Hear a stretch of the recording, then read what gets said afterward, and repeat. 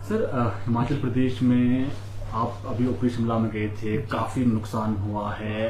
क्या ताज़ा अपडेट है स्कूलों की स्थिति को लेकर? क्योंकि स्कूल जो है कई जगहों पर बाढ़ आई है, स्कूल भी ध्वस्त हुए। क्या है सर, कितना नुकसान हुआ है शिक्षा विभाग? वैसे तो पूरे हिमाचल प्रदेश में बहुत ही क्षति हुई है। अगर आप भारी वर्षा के कारण गत आपके पिछले महीने 8 तारीख से जो क्रम प्रारंभ हुआ था, लेकिन जो सर्वाधिक जिले है जहां पर सर्वाधिक मैं समझता हूं प्रभाव इस प्रत्याशित वाली वर्षा से रहा है, उसमें हमारा जिला शिमला भी शामिल है।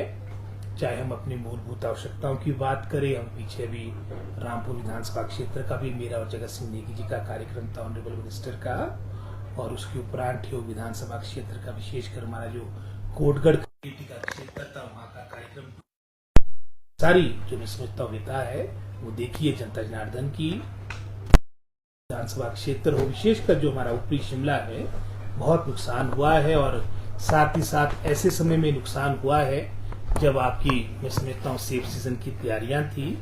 हमारा सरकार का पूरा प्रयास है, जहां हम आभारी है माननीय मुख्यमंत्री सुखविंदर सिंह सुक्खू जी के, जहां हमें प्रथम चरण में लगभग कोई 50 करोड़ के आसपास की राशि पीडब्ल्यूडी को दी गई थी, ताकि जो हमारी सड़कें जो आपकी क्षतिग्रस्त है उनको सुचारू रूप से लाया जा सके, उसमें यातायात प्रारंभ हो। और पिछले कल भी जो माननीय मुख्यमंत्री ने जो बैठक रखी थी, उसमें लगभग कोई 23 करोड़ के आसपास की अतिरिक्त राशि उन क्षेत्रों को, उन डिविजन्स को या उन सड़कों को वो पैसा दिया गया है जहां पर आगामी इसमें तो 1-2 महीने में जहां पर आपका सेफ सीजन से संबंधित आपका ट्रैफिक का मूवमेंट होना है।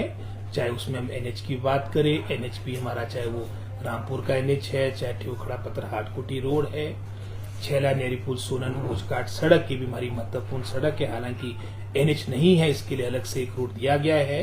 एनएच जो हमारे सेब बाहुल्य क्षेत्र में है, जैसे उदाहरण के तौर पर टीकेज की बात की, चाहे वो रामपुर की सड़क की बात की, लगभग कोई मैं समझता हूँ 5 करोड़ के आसपास की राशि दी गई है।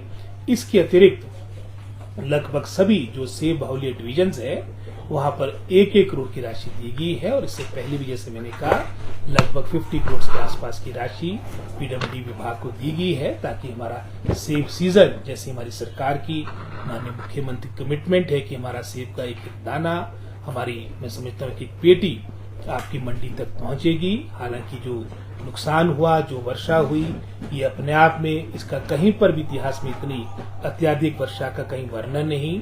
आपके जुलाई के महीने में ही टोटल जो रेनफॉल आपका मानसून के महीने में होता है, उसका लगभग कोई 60% के आसपास डाउनपोर आपकी वर्षा हो चुकी है। अभी आपका अगस्त सितंबर अभी 2 महीने और इसके उपरांत रहने हैं, और लगभग कोई 8,000 करोड़ के आसपास की क्षति हुई। और सर्वाधिक जो डिपार्टमेंट माने, क्षेत्र माने जो प्रभावित हुआ है वो सड़कें हुई है, पीडब्ल्यूडी का विभाग हुआ है।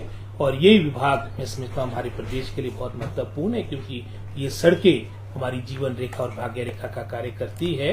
और हमारा पीडब्ल्यूडी डिपार्टमेंट इन विपरीत परिस्थितियों में अच्छा काम कर रहा है। और मैं समझता हूँ हमारा पूरा प्रयास रहेगा कि शीघ्र जो हमारी कुछ सड़कें अभी भी बाधित रही है, क्योंकि वो सुबह खुलती है, शाम को स्लिप आ जाता है, ये जितनी भी मैं समझता हूँ बाधित सड़कें हैं, शीघ्र ये आपकी यातायात के खोली जा सके। सर, एक वीडियो जो है वायरल हो रहा है, आपके हल्के के साथ वाला वीडियो है, और ये आरोप लग रहा है कांग्रेस सरकार, प्रदेश सरकार पर कि जो है वो बागवानों को जो है वो रेट खुद तय करने के लिए बोला था, लेकिन अब जो है बागवान सड़कें बंद है। ये आरोप लग रहा है, क्या कहेंगे? ये सारा वीडियो राजनीति से प्रेरित था, और दुख का विषय है कि ऐसी आपदा के समय में भी हमारे कुछ लोग संकीर्ण मानसिकता को दर्शाते हुए इस तरह की ओछी राजनीति कर रहे हैं। जैसे मैंने पहले कहा कि इस तरह का नुकसान पूरे प्रदेश का हुआ, जिसका कहीं भी वर्णन नहीं है। 1962 की बात करते हैं, लेकिन मेरे को लगता नहीं कितनी क्षति उस वक्त भी हुई होगी। सरकार अपने से पूरा प्रयास कर रही है कि सुचारू रूप से हमारी सड़कों की बात हो, हमारी अन्य जो मूलभूत आवश्यकता है, चाहे वो बिजली क्षेत्र की बात हो, हमारी चाहे जल शक्ति विभाग की बात हो, ये सारी बातें सामान्य हो। और जो वीडियो डालने वाले हैं, जैसे पिछले कल मुख्यमंत्री जी ने भी कहा है, विशेषकर जो हमारा भारतीय जनता पार्टी का आईटी का सेल है, जो इन बातों के लिए दुष्प्रचार के लिए मैं समझता हूँ काफी प्रख्यात है, वही इसका प्रचलन कर रहे हैं। और ये वो लोग हैं जिन्होंने मैं समझता हूँ वर्ष 2010 में जब आपका मैं समझता हूँ एक हमारे क्षेत्र की अगर बात करेंगे सेब बाहुल्य क्षेत्र की, इनकी सरकार थी भारतीय जनता पार्टी की, लगभग जब 100 करोड़ के आसपास का सेब जो एमआईएस में खरीदा जाता है उसका केंचुआ खाद बनाया था। हम विश्वास लाते अपनी जनता जनार्दन को कि हमारा पूरा प्रयास रहेगा, हमारी वचनबद्धता रहेगी कि हमारा सेब का, जैसे माननीय मुख्यमंत्री ने कहा, एक एक पेटी इसका विपणन हो। समस्या अवश्य आएगी, लेकिन हमारा जो इरादा है बिल्कुल अटल है। ये जो आज दुष्प्रचार करने वाले लोग हैं वही लोग हैं जो पिछले कल तक आपने देखा होगा, जब ये हमारी एक लड़ाई चल रही थी कि वजन के आधार पर आपका कृषि का उत्पाद हो, बागवानी का उत्पाद बिकना चाहिए, उस बात का विरोध कर रहे थे। आज ये कभी ये हमारे किसानों और बागवानों की समस्याओं को मिथ बताया करते थे अपने राजनीति का फायदा साधने के लिए। मैं समझता हूँ जयराम जी के कार्यक्रम के दिन ही इस तरह की, मैं समझता हूँ इस तरह का वीडियो जो वायरल हुआ है ये बहुत ही निंदनीय है। और हर तरह से मैं समझता हूँ किसान बागवान इन बातों को जानते हैं, हमारा जागरूक क्षेत्र है।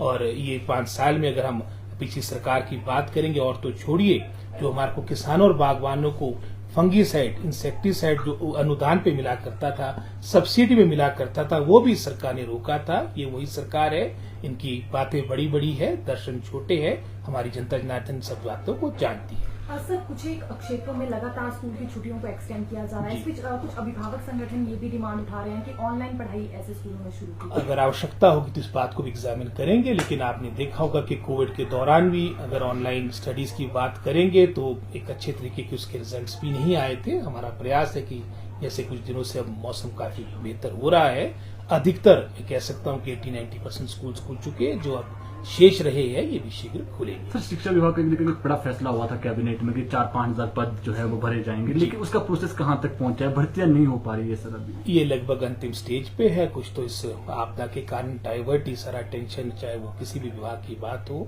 इस तरह से मैं समझता हूँ इस आपदा से प्रदेश बाहर आए, क्योंकि अपूर्णीय क्षति हुई है। मोर देन 8,000 करोड़ का नुकसान हो चुका है। और अभी अगस्त का तो आज पहला दिन है, अभी सितंबर के अंत तक अभी किस तरह से कहर पर पाएंगे, तो मैं समझता हूँ शीघ्र ये सारी बातें सामान्य होगी तो ये रिक्रूटमेंट प्रोसेस भी प्रारंभ। सर, एक भर्ती बड़ी सुर्खियों में रही है, एनटीटी भर्ती, ये कब तक शुरू होगी? क्या इसका प्रोसेस शुरू? ये चाहे एनटीटी भर्ती की बात है, चाहे आपने जो 6,000 पोस्टों के आसपास की बात, जो हमारी एलिमेंट्री एजुकेशन और हायर एजुकेशन में हमने पद भरने थे, ये सारे मैं समझता हूँ ये अभी फिलहाल इस आपदा के कारण थोड़ा हमने डिले किया है। और जहां तक तो एनटीटी की बात है, मैटर तो कैबिनेट में जाएगा। सर, प्रिंसिपल प्रमोशन को लेकर अभी हमारा प्रयास है कि शीघ्र ये प्रमोशंस भी हो जाएगी और विभाग इस ओर अपना कार्य कर रहा है। सर, केंद्रीय मंत्री आए हैं नितिन गडकरी आज कुल्लू में, किस तरीके से देख रहे हैं? क्योंकि अभी तक जो सरकारी कह रही है कि कोई आर्थिक मदद नहीं मिली है केंद्र से। अभी जो इस क्षति से संबंधित जो हमारे 8 जुलाई के बाद जो नुकसान का क्रम प्रदेश में प्रारंभ हुआ है, उससे संबंधित सीधे रूप से मैं समझता हूँ हमारे को कोई राहत अभी तक मिली नहीं। हालांकि जो हमारे की केंद्र की टीम थी वो आकर उन्होंने पूरा जायजा लिया है पूरे प्रदेश का, और जो अभी तक हमारे को एनडीआरएफ के तहत मिला है वो मिला है, जो आपका स्टेट का शेयर होता है। हम आशा रखते हैं, क्योंकि गडकरी जी वैसे भी मैं समझता हूँ एक काफी उच्च कोटि के मंत्री है, अच्छे उनका अपना एक पॉजिटिव एटीट्यूड रहता है और अतीत में भी उन्होंने प्रदेश के लिए हमारे काफी कार्य किए हैं। हमें पूर्ण आशा है जो आज उनका कार्यक्रम हमारे जितना भी हमारा मैं समझता हूँ, जो चाहे कुल्लू जिला की बात हो, अन्य क्षेत्रों की उन्होंने कार्यक्रम रखे है, वो देखेंगे फील्ड पर जाकर जो नुकसान प्रदेश का हुआ है, जिसमें पहले का सड़कें हमारी जीवन रेखा है, भाग्य रेखा है, और इसको नॉर्मल करने के लिए एनएच के लिए, विशेषकर राष्ट्रीय उच्च मार्गों के लिए हमें पैसा मिले, इस ओर को लेकर मैं समझता हूँ माननीय मुख्यमंत्री भी और पीडब्ल्यूडी मिनिस्टर उनके साथ है, और मैं समझता हूँ दिन तक सारी बातें इन सब बात को। सर, जेबीटी अभ्यर्थियों को सर कुछ डॉक्यूमेंट्स के साथ आपने बुलाया था, सर क्या कोई फैसला? नहीं, भी फैसला कोई नहीं हुआ है, फैसला कोई नहीं, मैंने डॉक्यूमेंट्स चेक करवाने की बात। सर, जो प्रदेश में टीचर्स हैं वो काफी देखा जाता है कि वो नॉन टीचिंग एक्टिविटीज में रहते हैं, जिला मुख्यालय में तैनात हो जाते हैं या प्रदेश हेडक्वार्टर में, उनको लेकर सरकार कोई फैसला भी करने वाली थी? किस तरह? हमने जो डेप्यूटेशंस थे काफी कैंसिल भी कर दिए थे, लेकिन कुछ आपके मैं समझता हूँ नीड बेस भी आपके डेप्यूटेशंस थे उनको फर्दर एक्सटेंड किया गया। जैसे पीबीएम भी, उसमें भी मैं समझता हूँ प्रदेश के कुछ प्रतिशत एम्प्लॉयज होते हैं, उनका जो डेप्यूटेशन था एक्सटेंड किया गया। कुछ इस तरह के डेप्यूटेशंस के अलावा जितने भी मैं समझता हूँ डेप्यूटेशंस थे, जिसमें उदाहरण के तौर पे जिनकी नियुक्तियां आपकी किसी दुर्गम क्षेत्र में और शिमला में है, आपके डिस्ट्रिक्ट हेडक्वार्टर में, वो हमने कैंसिल किए और अधिकतर लोगों ने अपनी ज्वाइनिंग भी कर दी है। सर, अवार्डी शिक्षकों को लेकर के कल आपने एक बड़ा फैसला लिया है, क्या वो फैसला है सर? वो हमने कैबिनेट के द्वारा आपने देखा होगा कि उसमें हमने एक तरह से उसमें परिवर्तन लाया है, और ये जो पहले आपका ये नेशनल अवार्डीज का जो हमारा प्रोग्राम था या जो हमारी एक नीति थी उसमें संशोधन 2016 का था, उसमें कैबिनेट के द्वारा उसमें चेंज किया गया है। उसमें दोनों ऑप्शंस हमारे टीचर्स के पास होगी कि उनको किस तरह से आने वाले समय के लिए वो अवेल करना है, और इसके बारे में विस्तार से मैं आपको जानकारी अलग से। सर एक अहम सवाल, एनडीटी भर्ती में सर क्या आंगनबाड़ी वर्कर्स को भी शामिल करने पर कोई चर्चा? अभी सारी बात विचाराधीन है और कैबिनेट के माध्यम से इसमें अंतिम मोहर लगेगी। हम सारे प्रस्ताव देंगे, जैसे आपने भी इसमें एक सुझाव दिया है, सारे सुझाव जाएंगे और अंतिम फैसला कैबिनेट लेगी। ठीक है सर।